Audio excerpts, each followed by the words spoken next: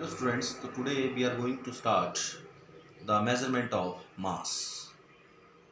So I think you have seen my previous lectures and you have makes the notes. Now today I am going to discuss about measurement of mass. Measurement of mass. First of all, what is mass?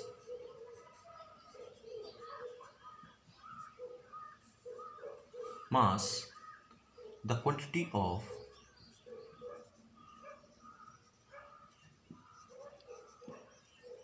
matter contained in a body is called mass. अब matter क्या होता है? Matter क्या होता है? Matter means anything that which occupy space, जो स्थान घेरता है उसे हम मैटर बोलते हैं। तो मैटर जो है, जो हमारे सामने चीज़ें दिख रही हैं, अगर हम उन चीज़ों को, जैसे सपोज के लिए मेरे पास मार्कर है, मैं इसको तोड़ता जाऊँ, कट करता जाऊँ, तो अल्टीमेटली जब मैं इसको कट करता जाऊँगा तो मेरे पास मॉलिक्यूल बचेगा, या मॉलिक्यूल, या हम बोल सकते हैं कि एटम। तो atom is the building block of matter. Atom क्या है? बिल्डिंग ब्लॉक ऑफ मैटर है। तो लास्ट में एटम बचेगी। तो एटम जो है, जो एटम होती है, इसके अंदर भी अगर जैसे सपोज करिए मैं एटम की बात करूं, तो एटम के बीच में न्यूक्लियस होता है, न्यूट्रॉन और प्रोटॉन होते हैं, और बाहर क्या घूमते हैं? इलेक्ट्रॉन्स घूमते हैं। तो बिल्डिंग ब्लॉक ऑफ मैटर क्या हुआ? न्यूट्रॉन, प्रोटॉन और इलेक्ट्रॉन। तो जितनी भी चीज़ें हमें दिखाई दे रही हैं, उनके अंदर सबसे छोटा जो पार्टिकल है वो एटम है, और एटम के अंदर न्यूट्रॉन, प्रोटॉन और इलेक्ट्रॉन है। तो मान लीजिए, अब इसका मीनिंग क्या हो मास का? मान लीजिए मेरे पास ये कोई बॉडी है, ये सेम सेम एक और ऐसे ही बॉडी है जिसका साइज बिल्कुल सेम है। तो इसके अंदर ये एटम्स हैं। मान लीजिए, how many atoms are there? 9 atoms. And in this case suppose I have atoms C. In this case, how many atoms are there? There are 16 atoms. Here, how many atoms? How many atoms here? There, 16 atoms. And here, only 9 atoms. 9 atoms. Yeah, 9 molecules. We can say 9 atoms or 9 molecules. So which one? Which have the greater mass? See, here the atoms are more. Size is same. Atoms are more, its mass is more, its mass is less. इसमें quantity of matter ज़्यादा है और इसमें quantity of matter कम है। तो इसका मास larger है और इसका मास स्मॉलर है, लेस है। इसका लेस है, इसका लार्ज है। क्यों? अब हमारे पास मान लीजिए कोई सब्सटेंस है, उसके अंदर अगर ज़्यादा एटम्स होंगी, ज़्यादा पार्टिकल्स होंगे तो मास ज़्यादा होगा, और अगर कम पार्टिकल्स होंगे तो मास कम होगा। तो कंटेंट ऑफ पार्टिकल्स को हम लोग किससे डिनोट करेंगे? मास से डिनोट करेंगे। Suppose I have a marker, I have a chalk board. In chalk board there are large number of particles as comparison to this marker. तो which have the greater mass? The mass of this chalkboard, that is greater than that of this marker. तो ये मास होता है हमारा। मान लीजिए body बड़ी है, अगर बॉडी बड़ी है तो उसके अंदर ज़्यादा पार्टिकल्स होंगे। सेम तरह की बॉडी की बात कर रहा हूँ। अगर ज़्यादा पार्टिकल्स होंगे तो उसका मास बहुत ज़्यादा होगा। इस तरह से हम मास को डिफाइन करते हैं। तो मास, हम ऐसा भी बोलते हैं मास के बारे में कि mass is a characteristics of material due to which it applies force on which one force? Gravitational force on another material। हमने न्यूटन लॉ ऑफ ग्रेविटेशन पढ़ा है कि अगर किसी बॉडी के पास मास होगा और उसके पास एक और बॉडी रखेंगे तो ये दोनों बॉडीज एक दूसरे को अपनी तरफ अट्रैक्ट करेंगी। तो किसके कारण करेंगी? अगर बॉडी के पास क्या होगा? मास होगा। इनके बीच में कौन सी फोर्स होगी? फोर्स ऑफ ग्रेविटेशन होगी। ग्रेविटेशनल फोर्स के कारण ये दोनों बॉडी एक दूसरे को अपनी तरफ खींचेंगी। तो मास ऐसा कैरेक्टरिस्टिक्स है जो दूसरी बॉडी के अगर मास होगा तो उसके ऊपर क्या लगाएगा? फोर्स लगाएगा। उसको हम क्या बोल सकते हैं? मास बोल सकते हैं। तो मास के कारण एक बॉडी दूसरी बॉडी के ऊपर फोर्स लगाती है। जैसे अर्थ एंड सन है, अर्थ और सन का मास बहुत ज़्यादा है तो ये एक दूसरे के ऊपर क्या लगा रहे हैं? फोर्स लगा रहे हैं। अब दो बॉडीज अर्थ सरफेस के ऊपर एक दूसरे के ऊपर फोर्स लगा रही हैं, लेकिन हमें पता नहीं लगता कि वो फोर्स लगा रही हैं कि नहीं लगा रही, क्योंकि हमारे पास जो ग्रेविटेशनल कांस्टेंट होता है उसकी जो वैल्यू होती है वो बहुत ही कम होती है। इसलिए हम लोग जो है जो दो बॉडीज़ के बीच में फोर्स लगती है वो बहुत स्मॉल लगती है। मान लीजिए क्लास में दो लड़के बैठे हुए हैं आर डिस्टेंस के ऊपर, तो वो एक दूसरे के ऊपर फोर्स लगा रहे हैं, एक दूसरे को अपनी तरफ खींच रहे हैं, लेकिन हमें वो चीज़ महसूस नहीं होगी। क्यों नहीं होगी? क्योंकि जब हम फोर्स निकालेंगे तो it is very small. That's why we can't say कि they are exerting force on each other. Basically they are exerting force on each other. तो mass is a characteristics of material due to which it applies gravitation force on another material another mass, that is our mass. तो ये आपकी दो definitions हो गई इसकी मास की।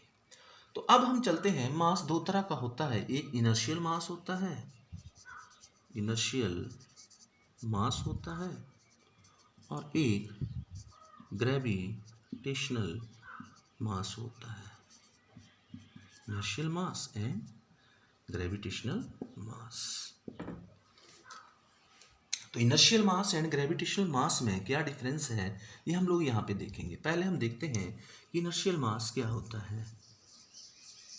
Inertial मास, पहले अगर मैं बात करूं कि इनर्शिया क्या होता है, तो इनर्शिया क्या होता है?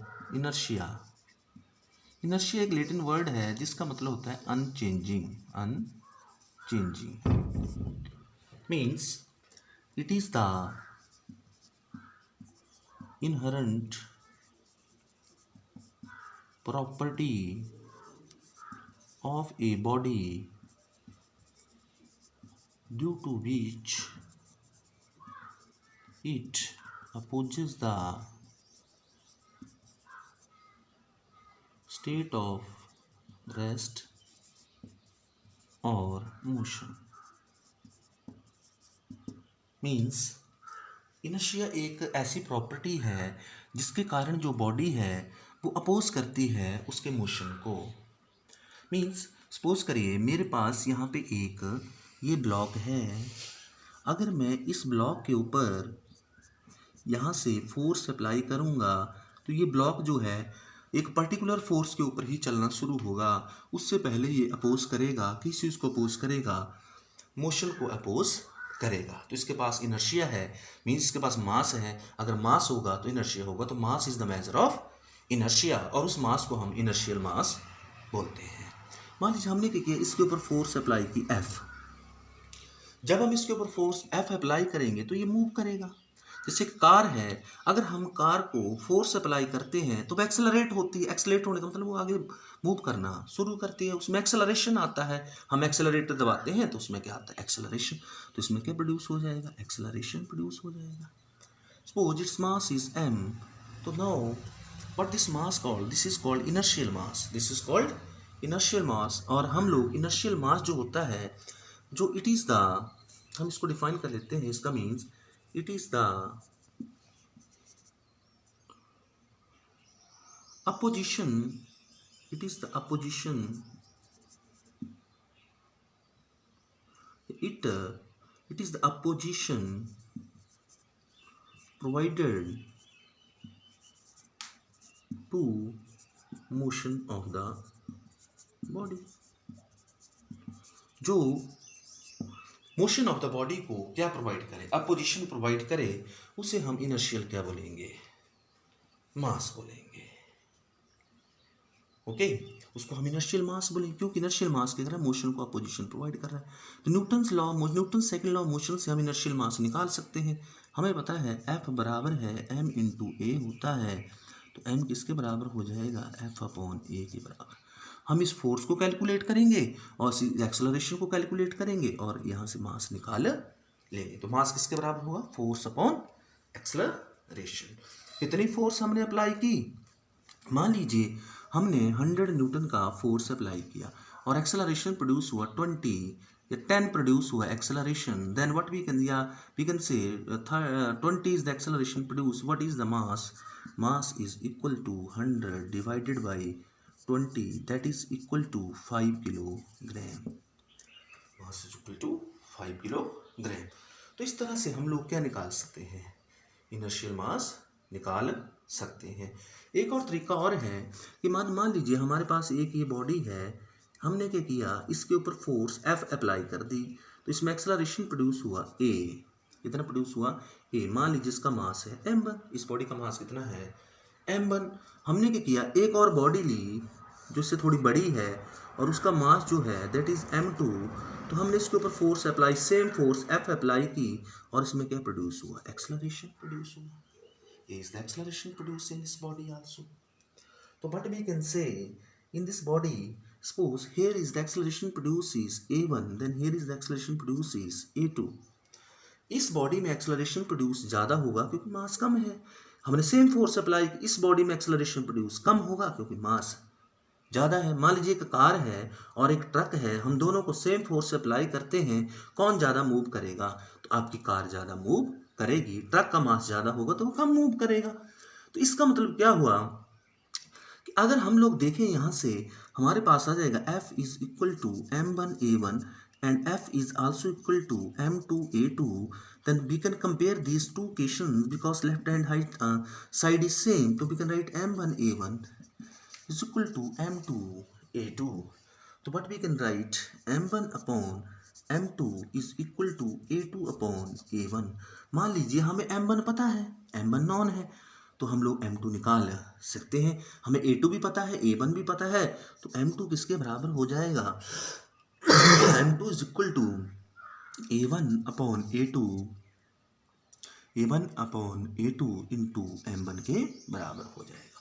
तो we can find out the unknown mass, means m2 is the we have to calculate, a1 भी नो, a2 भी नो, m1 भी नो।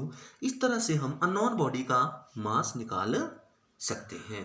तो but this mass called, this mass is called inertial mass, it comes due to inertia, inertia के कारण आया, इसलिए इसका नाम क्या है, इनर्शियल मास। तो किस तरह से इनर्शियल मास निकालते हैं, तो ये हमारे पास मेथड है। इनर्शियल मास को निकालने के लिए हमारे पास इनर्शियल बैलेंस होता है। क्या होता है, इनर्शियल बैलेंस होता है। इनर्शियल बैलेंस से हम लोग इनर्शियल मास निकाल सकते हैं। इनर्शियल बैलेंस से मान लीजिए मैं एक छोटा सा आपके सामने एक एक्सपेरिमेंट बताता हूँ कि मान लो हमने एक स्प्रिंग लिया और स्प्रिंग के साथ यहाँ पे एक मास अटैच कर दिया m1, तो क्या होगा, यहाँ पे एक फ्रिक्शनलेस ये सरफेस है, तो what will happen now, I will compress it. जब मैं इसको कंप्रेस करूँगा, it will go from here to, it start oscillating from here to here, ये यहाँ चला जाएगा फिर वापिस यहाँ आ जाएगा। इस तरह से ये मास ऑसिलेट करना शुरू कर देगा, it will start oscillating. If it will start, see, I will give you another, this what will happen, this I will compress it, it will comes to here, it will comes to here, or when it will expand to here. Now it will start oscillating from mean position to extreme positions, mean position to extreme position. It will start oscillating from mean position to extreme position. Similarly, suppose I have another mass m2. In this case, what will happen? Mass is m2. m2 is greater than m1. Then I will compress it. It will go more. It will go here. It will comes to here. So this is the extreme position. But this is called the mean position. तो इस तरह से ये मास oscillate करना शुरू कर देगा। अगर हम इस ऑसिलेशन की बात करें, इसका जो टाइम पीरियड होता है वो 2π/k/m के रूट के बराबर हो, m/k के रूट के बराबर होता है। What is m is the mass and k is the spring constant. k को क्या बोलते हैं, spring constant is called k। 2 pi m upon k के बराबर है। ये आगे जाके हम इसको स्टडी करेंगे। तो अगर हम इसकी बात करें तो T1 किसके बराबर होगा, 2 पाई, इसका स्प्रिंग कांस्टेंट क्या होगा, in this case that is equal to your m1 divided by k because spring is same, and T2 is equal to 2 pi m2 divided by k का under root. In both cases you will find this. Okay, now what will we do? What is T1 upon T2 equal to? What is T1 upon T2 equal to? Yeah, T1 upon squaring both sides will got T1 square is equal to 4 pi square m1 upon k, and T2 square is equal to 4 pi square m2 upon k. Now what will happen? What is T1 का square upon T2 का square equal to, that is 4 pi square upon 4 pi square m upon k upon m1 upon k upon m2 upon k। k से k क्या हो जाएगा, cancel out हो जाएगा, k is cancel out with the k. Then what will you got? T1 square upon T2 square is equal to m1 upon m2, m1 upon m2. Suppose we have to find out the known mass. हमें पता है m1 का पता है, हमने m2 निकालना है, तो m2 is equal to T2 square divided by T1 का square into m1। इस तरह से हम अननोन मास निकाल सकते हैं। By using inertial balance हम लोग अननोन मास निकाल सकते हैं। तो ये जो मास का मेजर है, it is due to inertia, it is due to inertia, that's why it is called inertial mass. Now next is our gravitational mass. which one mass? Gravitational mass. Gravitational mass,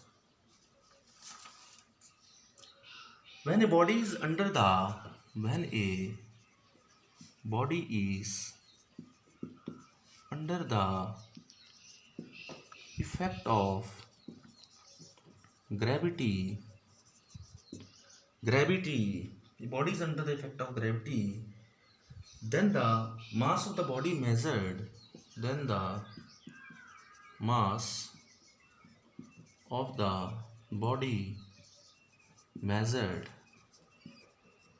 is called gravitational mass। क्या बोलेंगे हम इसको? Gravitational मास बोलेंगे। Next, when the body is under the effect of gravity, then the mass of the body measured is called gravitational mass। अब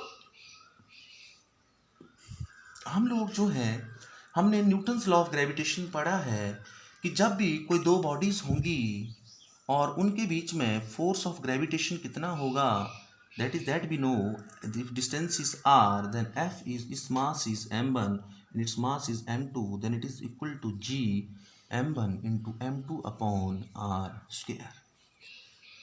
लेकिन अगर इसी चीज़ को हम लोग मान लें कि एक बॉडी हमारी अर्थ है या एनी प्लानिट है, कोई प्लानिट है, ये यहाँ से इसका सेंटर है अर्थ का, तो this is the suppose radius of earth and any body is on the surface of earth, it's mass is m suppose। What will happen now? This earth will exert force on this mass। अर्थ क्या करेगी? इस मास के ऊपर force exert करेगी। अगर इसके ऊपर force exert करेगी तो मान लीजिए capital M is the mass of earth and small m is the mass of this body, any object that is on the surface of earth, then what will happen? What is the gravitational law? F is equal to G capital M into M upon R square। From here we can calculate small m, that is FR square upon G into M। यहाँ से हम क्या निकाल लेंगे? What is R? R is the radius of Earth, radius of Earth, FR square upon GM। इस तरह से हमें पता है कि GM upon R square that is equal to also see acceleration due to gravity। तो तो इसको ग्रेविटी बोलते हैं। ग्रेविटी मीन्स अर्थ अपनी ग्रेविटी से इस ऑब्जेक्ट को अपनी तरफ खींच रही है। जब प्लानेट और किसी ऑब्जेक्ट का केस होगा तो ग्रेविटी होगी, जब दो object on the surface of planet होगी तो ग्रेविटेशन होगा। तो इस केस में इसको हम ग्रेविटेशन नहीं बोलेंगे, क्या बोलेंगे? ग्रेविटी बोलेंगे। Any object which have mass have the gravity. जैसे हमारा मून है, मून के पास भी ग्रेविटी है। हमारे पास मान लीजिए और प्लैनेट्स है, जुपिटर है, जुपिटर के पास भी ग्रेविटी है, सन के पास भी ग्रेविटी है। जिसका मास होगा उसके पास क्या होगी? ग्रेविटी होगी।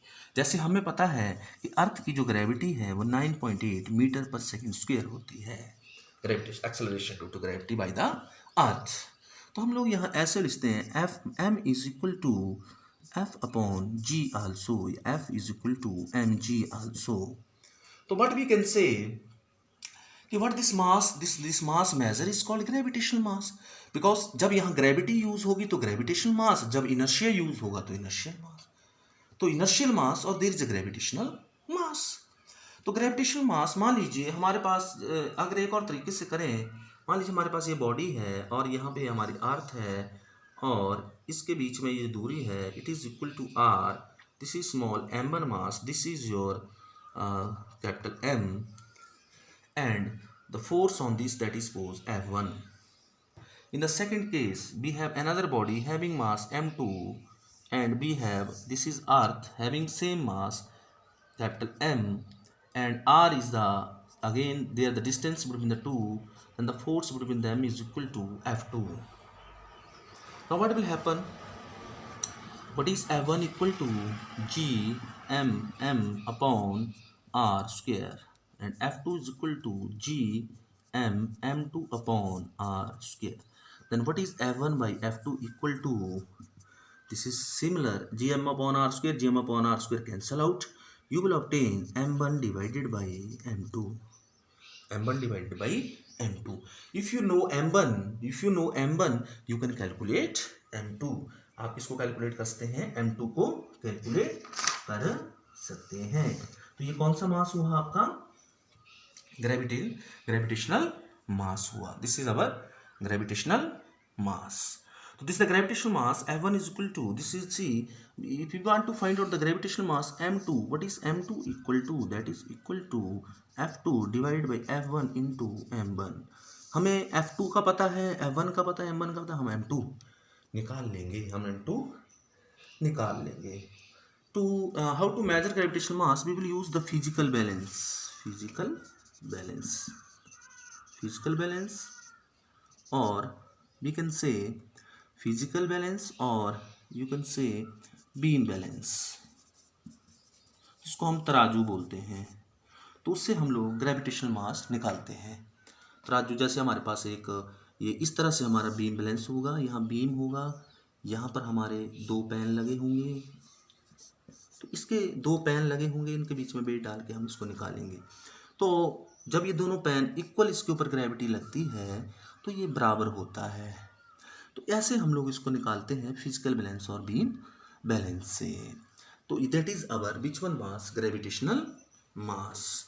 नाउ न्यूटन हैव ट्राइड कि what is the difference between these two masses. तो न्यूटन ने अटेम्प्ट किया और उसने बोला कि जो ग्रेविटेशनल मास और इनर्शियल मास होता है वो 1:10⁻³ में होते हैं। न्यूटन्स ने इसको ट्राई किया। उसके बाद हमारे पास साइंटिस्ट हैं, that is Dick also gives it 3:10⁻11। लेकिन साइंटिस्ट आइंस्टाइन ने प्रूव कर दिया अपनी जनरल थ्योरी ऑफ रिलेटिविटी से that the two masses are equal. दोनों मासेस क्या होते हैं? इक्वल होते हैं, बराबर होते हैं। दे आर इक्विवेलेंट, इनमें कोई फर्क नहीं होता है। एक छोटा सा एक्सपेरिमेंट करते हैं। मान लीजिए ये हमारे पास एक लिफ्ट है, क्या है ये? लिफ्ट है, और ये इसके लिफ्ट का जो है वो रस्सी टूट गई। लिफ्ट आपने सुनी होगी, लिफ्ट एलिवेटर, और इसके बीच में एक ह्यूमन बीइंग खड़ा है और ये ह्यूमन बीइंग जो है ये एक बेइंग मशीन के ऊपर खड़ा है। क्या है ये? Being machine. तो बेइंग मशीन क्या करेगी? इसके ऊपर फोर्स एक्सर्ट करेगी, जो कि क्या होगा? इसका मास होगा। लेकिन जैसे ही ये फ्री फॉल करेगी, फ्री फॉल मतलब इसकी रस्सी टूट जाएगी, तो इसके ऊपर जो बेइंग मशीन है उसके ऊपर रीडिंग कितनी आएगी? 0 रीडिंग आएगी। कितनी रीडिंग आएगी? 0 आएगी। तो this person is in the position of weightlessness. This in the position of weightlessness. ऐसे ही मान लो हम लोग स्पेस में बात करें, इंटरस्टेलर स्पेस में बात करें, वहाँ पे एक ह्यूमन बीइंग खड़ा है किसके ऊपर? बेइंग मशीन के ऊपर। तो यहाँ पे ग्रेविटी की वैल्यू कितनी है? 0 है। तो यहाँ पे ये कौन सा मास मेजर कर रहे हैं हम लोग? This is the in this case this is we are measuring here the gravitational mass, here we are measuring the inertial mass. अब इसने क्या किया कि एक बॉल ड्रॉप किया, तो बॉल ड्रॉप करेंगे तो वो नीचे की तरफ को आएगा विद एन एक्सेलरेशन ए, और अगर ये भी बॉल ड्रॉप करेगा तो वो भी नीचे की तरफ को आएगा विद एन एक्सेलरेशन ए। दोनों बॉल्स का जो मोशन है वो सेम होगा, तो mass of the two objects that is same. Mass दोनों ऑब्जेक्ट का सेम होगा, दोनों ऑब्जेक्ट का मास सेम होगा। This is space. स्पेस में जी की वैल्यू कितनी होती है? 0 होती है। तो आइंस्टाइन ने प्रूव कर दिया कि gravitational mass is equal to inertial mass. But Einstein proved कि ultimately gravitational mass is equal to inertial mass. Gravitational mass is equal to inertial mass. अब क्या फ़र्क है दोनों में? फ़र्क सिर्फ मेथड का है कि हम किस मेथड से मास को मेज़र करते हैं। मेथड ऑफ मेजरिंग का फ़र्क है, मेथड ऑफ मेजरिंग का।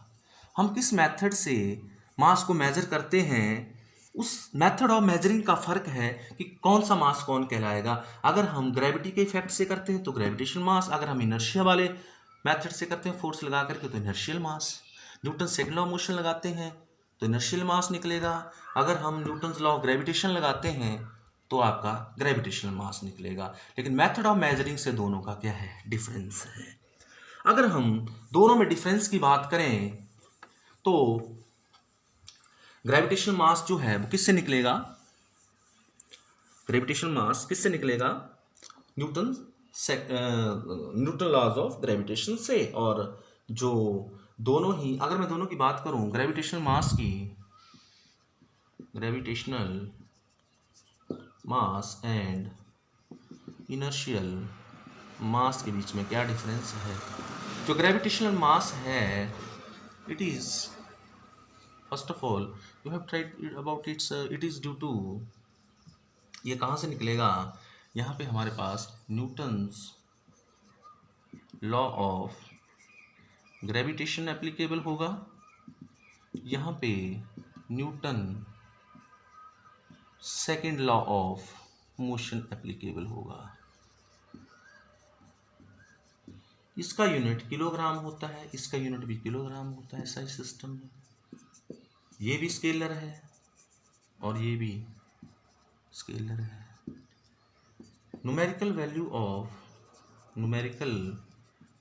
Of both are same, means numerical value of both are same. But does mean, अगर मैंने बोला इस मार्कर का इनर्शियल मास कितना है 1 किलोग्राम, तो 0.1 किलोग्राम, तो ग्रेविटेशनल मास भी कितना होगा? 1 किलोग्राम ही होगा। तो these are the few points of difference. It is measured by gravitational means physical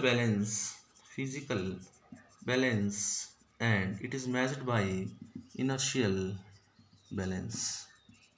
तो ये कुछ points of difference है। measured by